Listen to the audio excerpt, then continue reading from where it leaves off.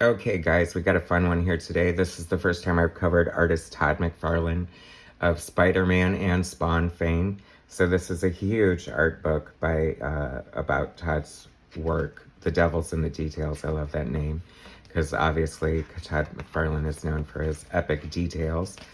And this is a little art book that we're just gonna flip through and get some of Todd's arty goodness. I think I first discovered him, believe it or not, on Infinity Inc., which was done by DC, and then he went over to Marvel. He was not the best artist at the time, but he had these really cool, like innovative panel page layouts and just really fun experimental stuff that nobody's seen before. And Todd went through a lot to break into the industry. I think he said he got something like 300 rejection letters. This is from his early submissions, I take it. You can see the potential is there. Spawn, I guess Spawn is older than we thought, or I thought. I haven't looked at this book in a long time. But some fun storyboards here. It's always great to see sort of behind the scenes where, oh, Hawk of Hawk and Dove, that's funny. Rob Liefeld would actually go on to pretty much start his career with a Hawk and Dove limited series, which really garnered a lot of attention for his work. This is fun. Looks like it was maybe done in ballpoint pen and ink. Very cool Batman. Todd definitely put a stamp on Batman with that big crazy cape that would go on to become Spawn's cape later. Captain Britain, Daredevil, Dr. Fate, and Thor. I love seeing their old work because, you know, the enthusiasm is there. Maybe not quite the chops yet, but you can tell he loves to draw. Look at all those lines. Green Lantern, Spider-Man. This is some fun stuff. Nova. Iron Man. That's a really pretty good, actually, Iron Man for so early in his career, if he was even having a career. This must be some independent work or something he did. Let's see. Wolverine. There's that famous Hulk cover with the Hulk's reflection in Wolverine's claws. I used to have a poster of that on my bedroom. So that was cool. Totally love Todd McFarlane. I wish he would draw more. I wish all the greats would come back, but that's just the old fogey in me, I guess. It's hard to think of. I mean, there are out there, but I don't know many current artists who get me as excited as the guys from like the 70s, 80s, and 90s. Coyote, that's where he got his first big break. I think it was canceled like right after he got on it. So that was kind of a bummer for him. So much of his old work, I don't even think I've saved it. Oh, Infinity Inc. I was talking about that. I love Infinity Inc. It's like the children of the JSA. Just a really fun group of characters. I thought they were really original. I'd love to see them come back. But I think that might be the first Infinity Inc. that I bought. I just really love that's Northwind, and I just was really drawn into the art on that cover. I thought it was really cool. You could see a lot of what would become Todd McFarlane in those, if you look at it. I think he designed that character Nightshade or Shade or something like that, but his design sense is already solid early in his career. Lots of great Infinity Inc. covers. It's a fun book if you go through the cheap back issue bins, or who knows if they're cheap or not, but I think they're worth looking into. Maybe it's nostalgia. It's a great cover from Who's Who. This is when he started getting more into his, and he definitely took off when he started inking his own work. I think that most pencilers look better, inks look better when they do them themselves, unless of course they don't know how to ink, and then, you know, better get someone seasoned to do it for you. Lots of great model sheets from Who's Who. That was a fun book. It was like DC's version of the official handbook of the Marvel Universe. The Zoo Crew, Scott Shaw's Zoo Crew, Captain Carrot and the Amazing Zoo Crew. Now, why are they sitting on that property? All these Skyman, that's cool. It's from his Hulk run. Doc Samson, the green-haired psychiatrist. That was his red leather 80s costume that John Byrne came up with. I think Byrne is a huge influence on Todd McFarlane. You can see it in some of his work. If you look at, I don't know, sometimes something in the eyes or something like that. Or maybe even just like this, just kind of looks like a little bit like, I don't, Byrne just does these little like half lines and that are so cool. So Todd says it is his dream in life to be able to ink a page of John Byrne's work, and I see no reason why that can't happen. This is that famous Wolverine cover with the Hulk and the reflection that I was talking about. It doesn't get much more iconic than that. If nobody had heard of Todd McFarlane's name before this cover, they definitely knew it after that. He was on a hot run inking his own work, and just, I could not wait for this book to come out, written by Peter David, who is one of my favorite writers. Did tons of great stuff, especially with the Hulk. I associate Peter David with the Hulk more than anyone else, probably. This was such a great cover, too. There you can see. Wow, that's a great design work, and you can tell he definitely put the time into this. Oh, here's the great stuff he did on Detective Comics. Just really, I don't know if anybody, I wonder how editorial took that with all the, I mean, that cape is like really out of control and big and windy and just exciting, you know. It's like, that's the great thing about comic books. You literally have this blank canvas in front of you, and the sky's the limit. There's no budget. There's no budget but your own imagination. Such great framing of the cape there. I mean, obviously that's so, I don't think they could ever pull off something like that in, you know, a live action film.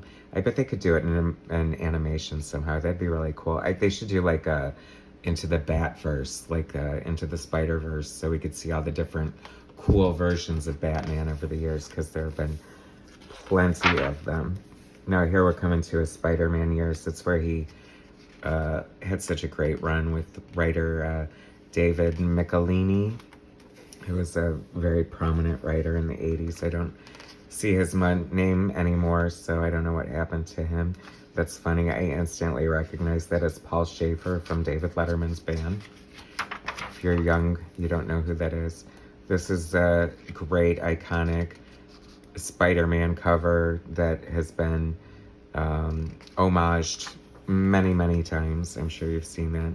Todd just did, I was just telling my brother earlier that Todd McFarlane mainly gets credit for, you know, the spaghetti webs that he gives Spider-Man with the, you know, where you can see all the details and the loops and stuff like that. But actually Michael Golden did it before him. So, and I don't know if anyone else did it before him, but who knows?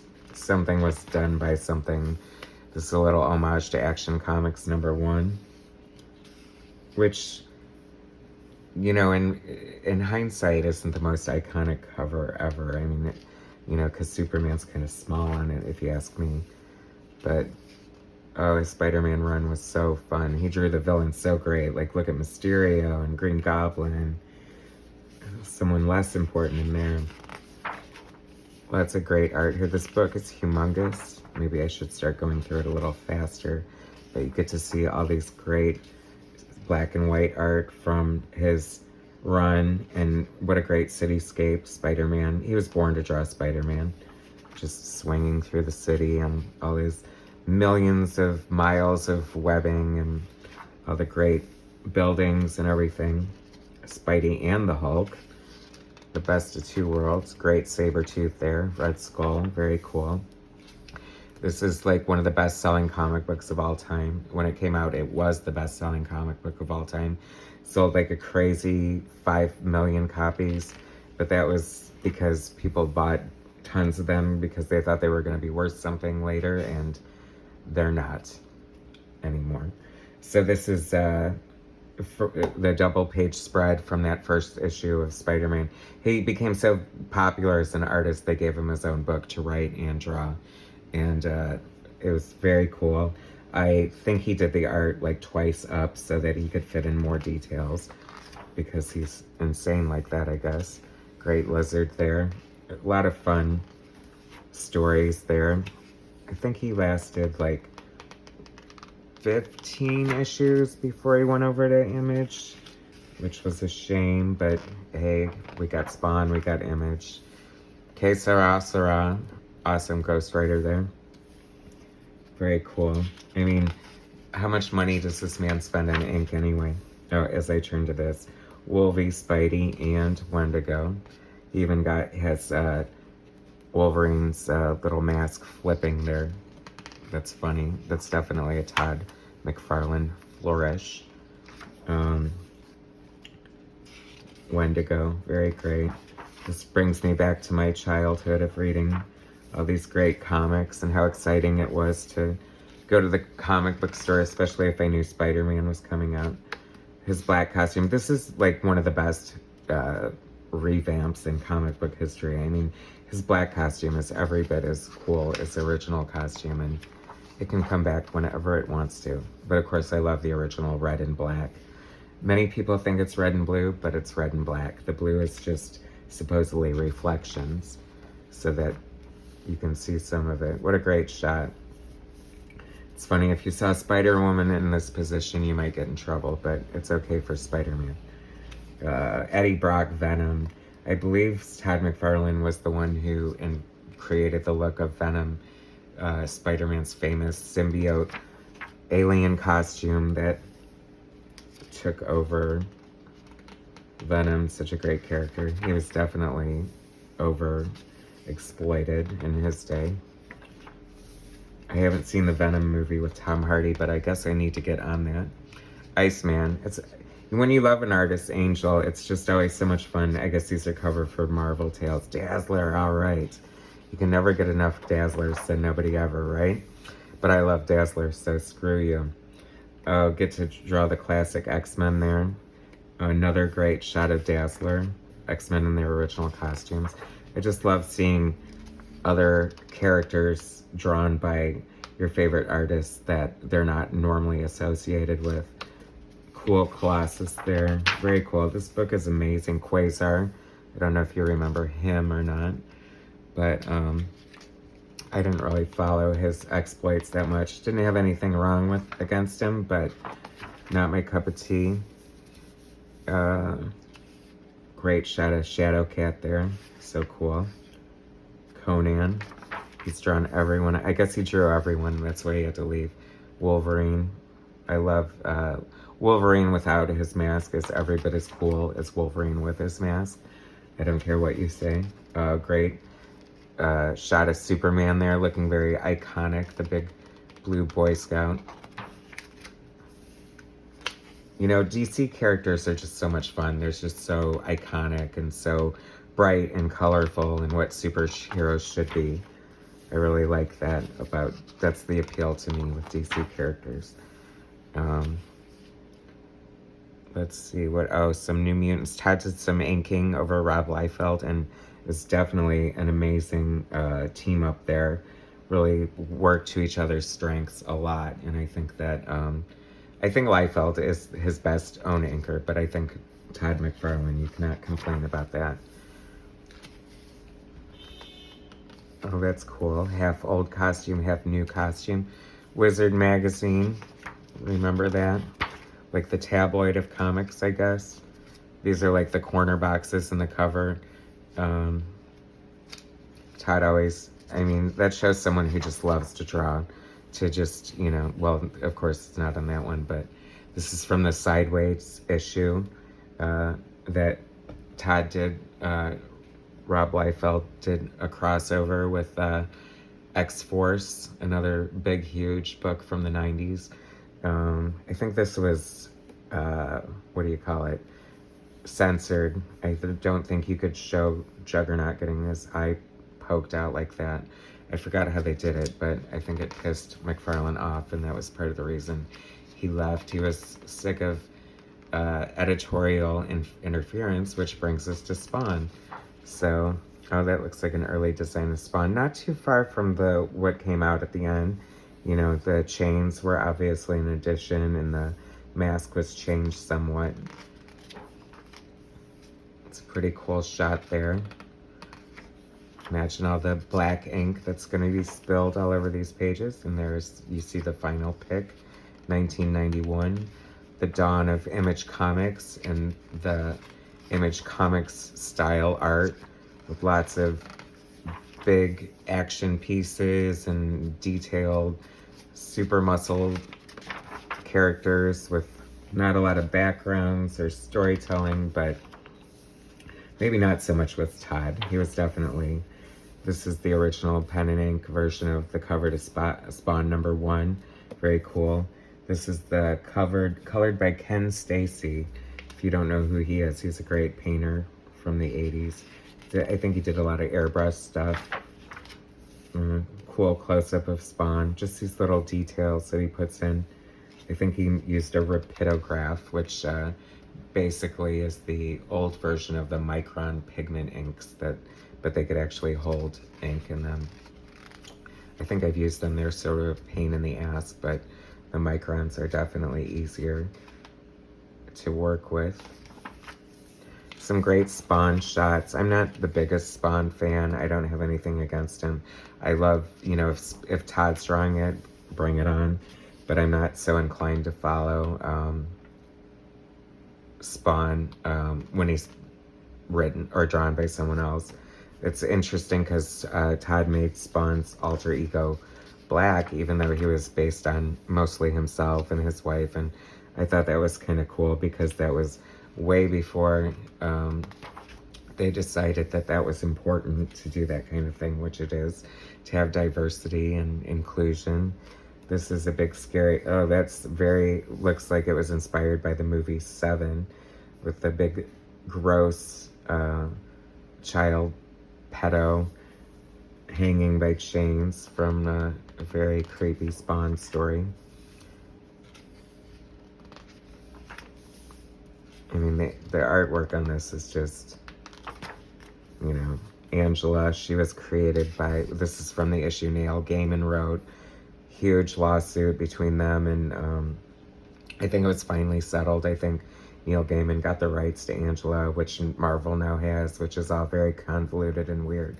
And the other thing he was fighting for was the rights to Medieval Spawn, but I don't know how copyright works, but it feels like it's derivative, and you shouldn't be able to copyright someone else's, artwork. This is from the great, did Frank Miller write this issue? I'm not sure, but this was a good issue. You can see all the hands of the comic book characters in color. I can't pick them out in black and white, but it had something to do with the story. Lots of great Spawn work here. Gonna go through this. That looks painful. Get your face stitched together with a shoelace. Velcro would be easier, right? Wow, look at all that detail. I mean, that's just freaking amazing. I don't know if he's fast or slow. Some artists definitely have their own paces, but that's pretty freaking amazing. Violator, Spawn in Hell. Spawn's very dark. So it's great stuff. When you have one character, though, I think they're up to over 300 now, but this was a big milestone, especially for a creator-owned Image comic book. It must have been either him or Eric Larson who hit number 100 first. If anyone else did, I doubt it, from Image. I can't think of any off the top of my head. Spawn 200, moving right along. So he's definitely committed. Supposedly there's a new Spawn movie in the works, and if it's really cool, I'm all for it. Mark Silvestri drew this, and Todd McFarlane inked it. Another great combo. Mark Silvestri is a very popular artist. Rob Liefeld drew that. See, look how cool, inked by Todd McFarlane. That's a great shot of Spawn. Very cool. There's the sketch. It's funny, I wouldn't have instantly picked that out as Liefeld, but you can see his hatching in there. Oh, that's cool. Savage Dragon and Spawn crossover, I guess. Dragon with a Spawn costume on. That's kind of interesting looking. Todd McFarlane Spawn. There was, I don't know what that was for, but obviously an homage to Youngblood, Rod Liefeld's Image comic. Amazing Fantasy, Spider-Man's first appearance, homage to that. This is him homaging himself. A lot of artists homage themselves once they've homaged everyone else. Homage to Frank Miller's Frank Miller's Dark Knight. That actually looks super cool. So this is a big book, Batman Spawn crossover. Very cool.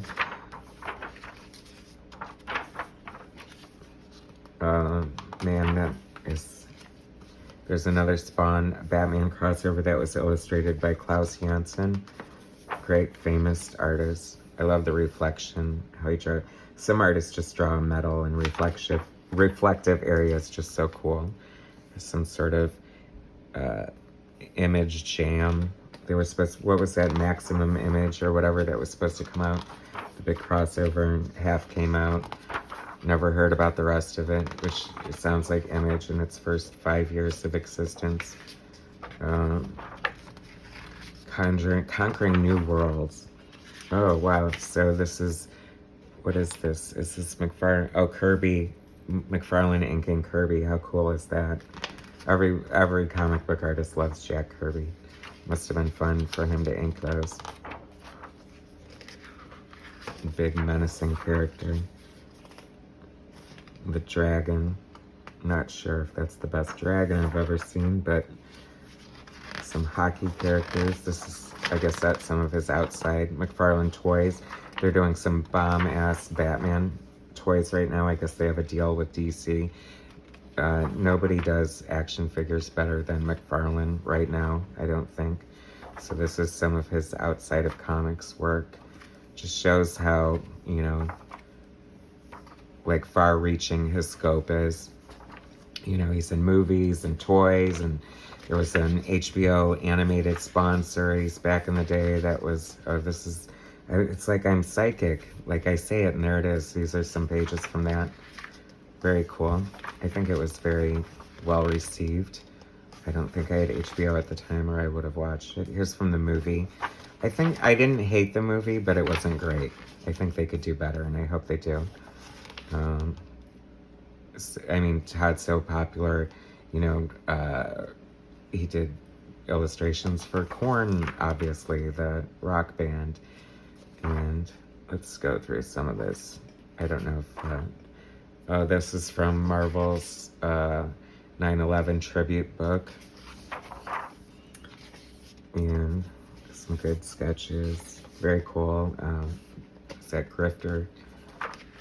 Archie, inked by Todd, or drawn by the great John Romita, and inked by Todd McFarlane.